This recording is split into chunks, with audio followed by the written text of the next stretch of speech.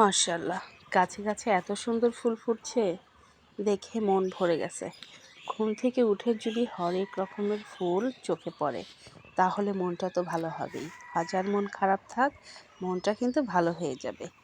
মাশাআল্লাহ, গাছে গাছে ফুটি আমি, বাগান করে আলো। ছিড়িস নে গো আমায় তোরা, গাছেই থাকি ভালো। আসলে গাছ থেকে ফুল ছেঁড়া আমার একদমই পছন্দ না। আমি নিজেও কখনো করি না। গাছ থেকে ফুল তোলা আমার একদমই পছন্দ হয় না। গাছের ফুল গাছেই মানায়। মাশাআল্লাহ, কি যে ফুল ফুটেছে, এই দিয়ে আমি কয়েকবার মাশাআল্লাহ বললাম। আসলেই মনটা ভরে যাচ্ছে। প্রত্যেকটা রঙ্গন গাছের ডালে একদম গোটায় গোটায় ফুলের কলি ধরে আছে। আস্তে আস্তে সবগুলো ফুটবে একে একে। আর এখন না প্রচুর বৃষ্টি হওয়া দরকার, কিন্তু বেশ কিছুদিন ধরে এত খরা হচ্ছে যা বলার মতো না। ১-২ দিন বৃষ্টি হওয়ায় গাছটা যেন সতেজ হয়ে উঠছিল, কলিগুলোও আসছে, কিন্তু এখন বৃষ্টি হলে আর একটু ভালো হতো। আসসালামু আলাইকুম, সবাই কেমন আছেন? আশা করি সবাই অনেক ভালো আছেন। আমি আলহামদুলিল্লাহ অনেক ভালো আছি। সবাইকে শুভ সকাল। আজকের দিন সবার শুভ হোক এই কামনা করে আজকের ভিডিও শুরু করছি। ঘুম থেকে আজকে উঠতে উঠতে দেরি হয়ে গেছে, আজকে কেউ নাই। মানে পুরো বাড়িতে নিবিড়ে রাখবো আমি। আপা এসে সকালবেলা ঝাড়ু দিয়ে নিয়েছে উঠানটা। আমি এখনো সকালের মেডিসিনটা খাইনি। সকালের মেডিসিনটা খেয়ে তারপর বাকি কাজগুলো শেষ করবো।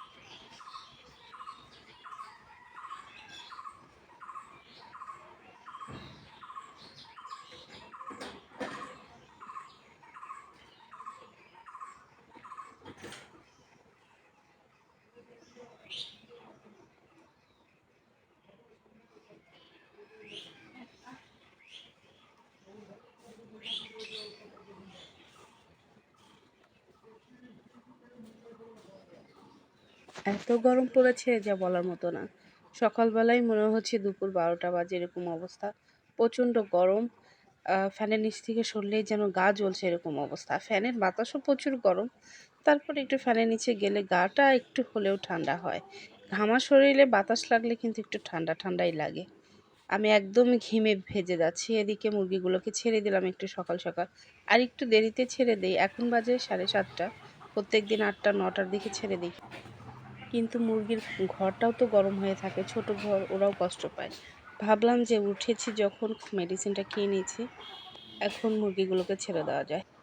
এদিকে নিবিড়ের আব্বু চলে গেছে বাজারের দিকে। সকালবেলা চা খেয়ে সোজা বাজারে চলে গেছে, কারণ ভোরবেলার বাজার না হলে ভালো মাংস পাওয়া যায় না। ফ্রিজে আবার কোনো কিছুই নেই। গতকালকে ফ্রিজ সব কিছু একদম পরিষ্কার করে ফেলেছি। ওই যে বললাম না যে কেমন জানি আজকাল ভিডিও করতে ইচ্ছে করছে না। ঘরের অনেক কাজই করেছি, কারণ বাড়িতে না থাকায় ঘরগুলো একদম অগোছালো হয়ে থাকে, কোনোভাবে গোছানো হয় না। আপাও একা একা অতটা পারে না, আমার শাশুড়ি তো কিছুই করতে পারে না। সে কোনো কিছু না করে কোনো কিছু আর করতেও চায় না এখন। সবসময় শুধু বসেই থাকে। আর বয়স হয়ে গেলে হয়তো এরকমই হয় সবার। কোনো কিছুই নাকি তার কোনো কিছু করতে ইচ্ছে করে না। তারপরে বড় ছেলেটা অসুস্থ হয়, আমার শাশুড়িটা অনেকটাই ভেঙে পড়েছে। তো আলহামদুলিল্লাহ এখন অনেকটাই সুস্থ আছে আমার ভাসুর। আর আসবে, আগামীকাল চলে আসবে নিবিড়, নিবিড়ের দাদু সবাই আসবে। তো ভাবলাম যে নিবিড় আসার আগে একটু মাংস-টাংসগুলো একটু ভালো করে রান্না করে রেখে যাই। ফ্রিজে কোনো কিছু নাই, তাই নিবিড়ের আব্বু সকাল সকাল যেয়ে এই তো বাজার এনেছে। তো ঘরের শুধু এই কটা আলুই ছিল, ওই যে লাল ঝাঁকাতে দেখছেন যে কটা আলু, সে কটাই শুধু ছিল। আর বাজার থেকে অনেক সুন্দর বাজার নিয়ে আসছে, একদম টাটকা টাটকা নতুন নতুন সব আহ, চাল কুমড়া নিয়ে আসছে, বেশ কিছু সবজি নিয়ে আসছে যেগুলো আমার অনেক পছন্দ। ঢেঁড়স আমার অনেক পছন্দ, ঢেঁড়স ভাজি, ঢেঁড়স চচ্চড়ি। কেমন জানি কিছুদিন খেয়াল করছি যে ঢেঁড়স খেলেই আমার কেমন গা চুলকায়, অ্যালার্জিটা বেড়েই যায়। যার জন্য নিবিড়ের আব্বুকে বলেছি যে ঢেঁড়সটা আনবা না, কারণ ঢেঁড়স খেলে আপারও চোখে অ্যালার্জি আছে, আপারও সমস্যা হয়, এদিকে আমারও সমস্যা হচ্ছে ইদানিং। যার জন্য ঢেঁড়স আর পটল বাদে, পটল গত ২-৩ দিন খেয়েছি, যার জন্য পটল আনতে বলিনি। একদম বললাম যে যেগুলো এই ১ সপ্তাহ ১৫ দিনের মধ্যে খাইনি, সেই সবজিগুলো নিয়ে আসবা। তো এবার এই তো কদর নিয়ে আসছে।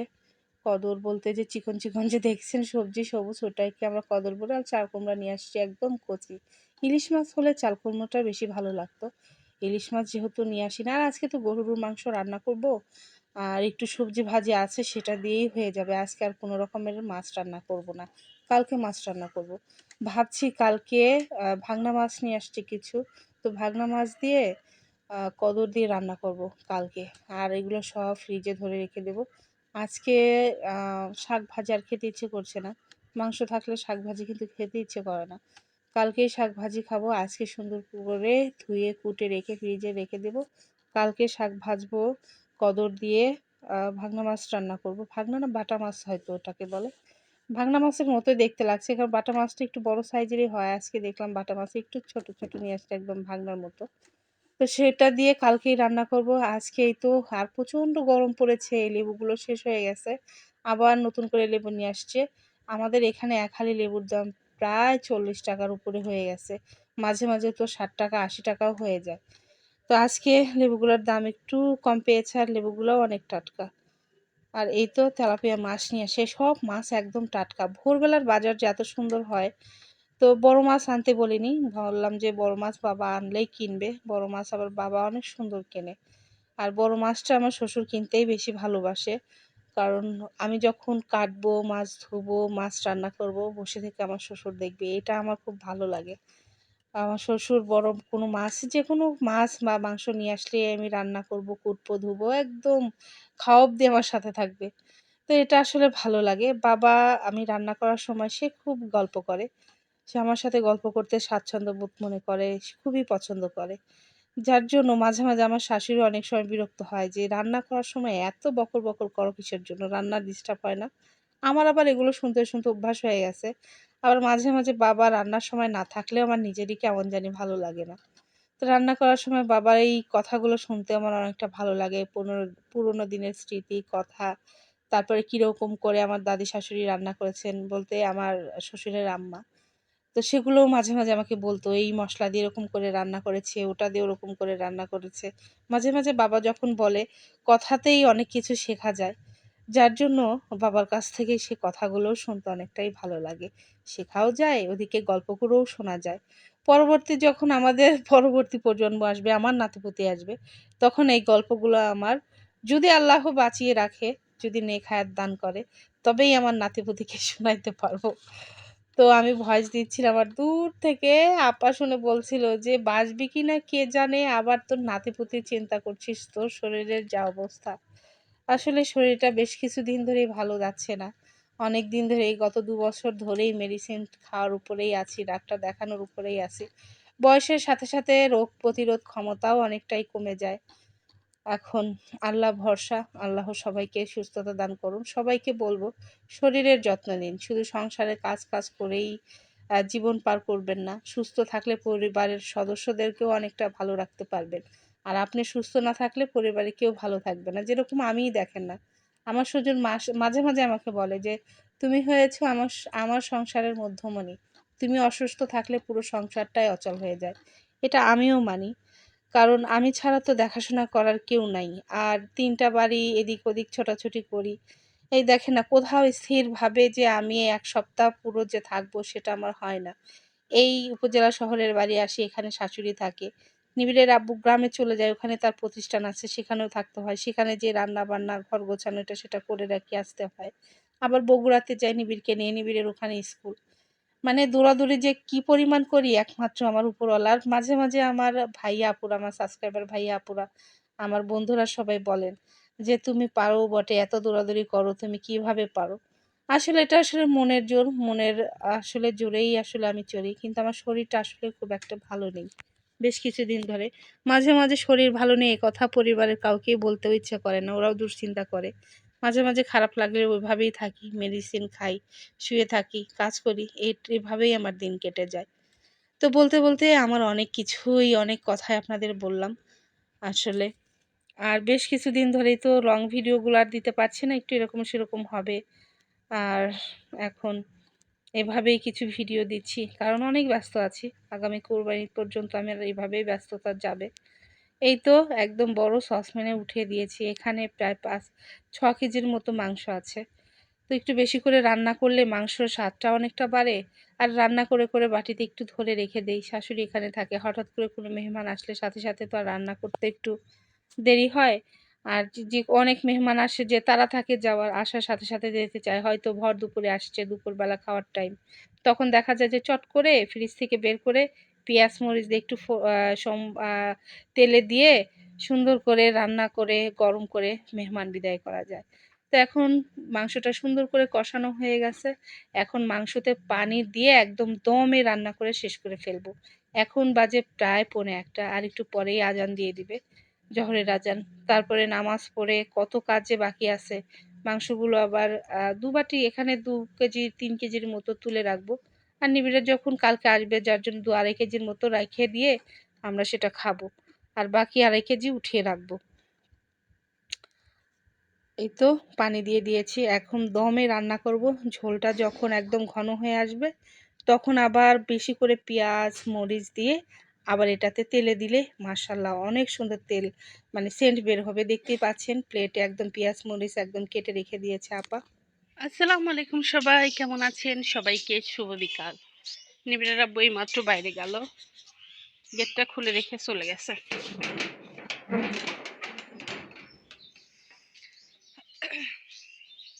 বিকালবেলা আর কি করব? বাসায় তো কেউ নাই। কাজ কাম সবকিছু শেষ করে টুকিটাকি ঘর গোছাচ্ছি। আজকে প্রচন্ড গরম, গরমে অস্থির, জীবন অতিষ্ঠ। বারবার পাখিরা যেভাবে এসে পানি খাচ্ছে, বাপরে! আজকে না হলেও আমি ৪-৫ বার বাটিতে পানি দিয়েছি। ৩টা-৪টা বাটিতে পানি দিয়েছি। এত গরমে পাখি এসে খাচ্ছে এবং সেটাতে গোসলও করে চলে যাচ্ছে। কাপড় চোপড়গুলো উঠিয়ে রাখলাম। নিবিড়ের আব্বু গেল গ্রামের বাড়িতে। ওখানে তো ওর প্রতিষ্ঠানটা রানিং অবস্থায় আছে। এরপর এক যেন ঝামেলা লেগেই আছে। আজকে আজকে না, গতকালকে ট্রান্সমিটার নষ্ট হয়ে গেছে। পুরো মিলের সবগুলো মেশিন একদম অফ হয়ে আছে। আজকে তো ছুটির দিন, কালকেও ছুটির দিন। তারপরেও বিদ্যুৎ অফিসে যেয়ে তাদেরকে রিকোয়েস্ট করে লোকজন নিয়ে যেয়ে ট্রান্সমিটারটা চেঞ্জ করে আসলো। বলতে নিবিড়ের আব্বু যায়নি, এখান থেকে লোক পাঠিয়েছে, চেঞ্জ করেছে, মেশিন চালু হয়েছে। এইমাত্র আবার নিবিড়ের আব্বু চলে গেল। তো এখন পুরো বাড়িতে একা, আপাও চলে গেছে বাড়িতে, আমি একা একাই আছি। এদিকে কালকে নিবিড়া চলে আসবে। আলহামদুলিল্লাহ আমার ভাসুরের আল্লাহ এখন সুস্থতা দিয়েছেন, দান করেছেন। আল্লাহর কাছে হাজার হাজার শুকরিয়া। দুশ্চিন্তা থেকে একটু মুক্ত হয়েছি। মাশাআল্লাহ আজকে গাছে এত সুন্দর দেখেন ফুল ফুটেছে। সকালবেলা ঘুম থেকে উঠেই খুবই ভালো লাগছে আমার। দেখি যে প্রত্যেকটা ফুল একদম সবে ফুটছে। সে সময়টাতে উঠে দেখেছি। সারাদিন যতবার আমি এখানে আসছি ততবার ফুলের দিকে তাকিয়েছিলাম। মাশাআল্লাহ। আর এই যে আমার টবের গাছে এখানে ২ রকমের ফুল গাছ আছে। একটা হচ্ছে গোলাপি আর আরেকটা হচ্ছে লাল। এটা ফুটেছিল। সেগুলো তো দেখানো হয়নি। আর এই তো এটা হচ্ছে ছোট টগর। এবং ছোট ছোট ফুল গাছ ভরে একদম আসছে। সকালেও অবশ্য আপনাদের দেখেছি, ভিডিওর শুরুতেই আপনারা দেখেছেন আমার ফুলের ছবি। প্রত্যেকটা গাছ বিকাল হলেই ঝিমিয়ে যায়, কারণ সারাদিন প্রত্যেক দিনই পানি দেই, কিন্তু টবের পানি শুকিয়ে যাওয়ার কারণে গাছগুলো একদম ঝিমিয়ে পড়ে। এখন আবার গাছে পানি দিব, মুরগিকে খাইতে দেব, মুরগিকে ঘরে তুলবো। বিকালবেলা একটু খানি স্বস্তি। আর ও আল্লাহ, আপনাদেরকে দেখাই, মাশাল্লাহ গাছে এবার এ পরিমাণ করমচা ধরেছে যে গাছের ডালগুলো সব হেলে পড়ছে। এই দেখেন করমচা, মাশাল্লাহ একটা করমচা আপনাদের পেরে দেখাই। এই যে করমচা,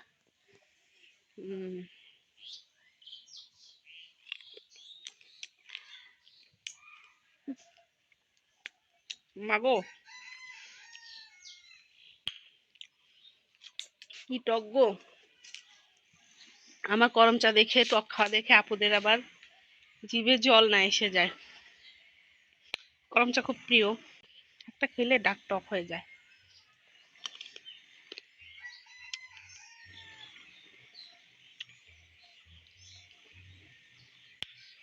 এখনো পুরোপুরি বড় হয়নি, তার জন্য একটু তেতো তেতো লাগে, যদিও টক বাবা। আমার মুখের অবস্থা দেখেন।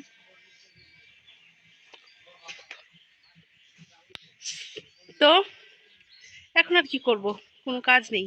আর একটু পরে মুরগি যখন তুলবো তখন একটু আপনাদের দেখাতে পারি, না হলে নাই। কেমন যেন এখন আর ভিডিও করতে ইচ্ছা করে না, ভিউ আসে না গো, ওই জন্য আর ভিডিও করার এনার্জিও থাকে না। লং ভিডিও দেখা যাচ্ছে একদিন দুদিন পর পরেই দিচ্ছি, এরকম সময় পাচ্ছিলাম না। দেবো আবার, কন্টিনিউ ভিডিও করব, আস্তে আস্তে শুরু করব। কোরবানি আগ পর্যন্ত, কোরবানি ঈদের আগ পর্যন্ত একটু ব্যস্ত আছি, যার কারণে ভিডিও একটু ওলট পালট হতে পারে। একদিন দিব তার দুদিন দিব না, এরকমই হবে। তো আজকের মতো এখানে শেষ করছি। সবাই ভালো থাকবেন, সুস্থ থাকবেন, নিজের যত্ন নেবেন। এবং আমার ভিডিওর কোনো অংশ যদি আপনাদের একটু ভালো লেগে থাকে অবশ্যই সাবস্ক্রাইব করে আমার পাশেই থাকবেন। অবশ্যই লাইক দিবেন, কারণ আমার ভিডিওতে আপু ভাইয়ারা দেখেন কিন্তু হয়তো লাইক দিতে ভুলে যান। আজকে কিন্তু ভুলবেন না, বলে দিলাম। আল্লাহ হাফেজ।